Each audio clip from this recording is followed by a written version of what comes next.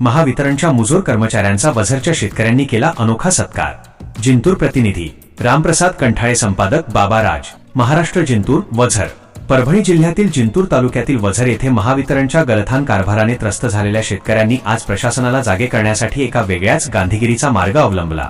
विजेच्या लपंडावामुळे आणि कर्मचाऱ्यांच्या मुजोर वागणुकीने संतप्त झालेल्या शेतकऱ्यांनी संबंधित कर्मचाऱ्यांचा चक्क शाल, श्रीफळ आणि हार तुरे देऊन जाहीर सत्कार केला। या अनोख्या आंदोलनाने परिसरात एकच खळबळ उडाली आहे।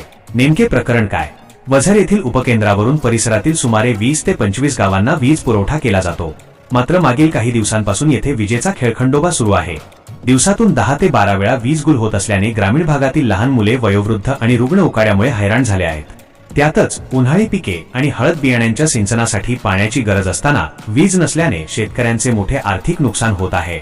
मुख्यमंत्र्यांचे नाव घेणाऱ्या कर्मचाऱ्याची अरेरावी जेव्हा शेतकरी आपल्या व्यथा मांडण्यासाठी उपकेंद्रावर गेले तेव्हा कर्मचाऱ्यांनी मदतीऐवजी उद्धटपणाची सीमा गाठली। मला खुद्द मुख्यमंत्र्यांचा जरी फोन आला तरी मी तुमचे काम करणार नाही, अशी मुजोर भाषा वापरत त्यांनी शेतकऱ्यांचा अपमान केला। विशेष म्हणजे रात्रीच्या वेळी हे कर्मचारी उपकेंद्रावर हजर नसतात आणि त्यांचे फोनही बंद असतात, असे तक्रारदार शेतकऱ्यांचे म्हणणे आहे।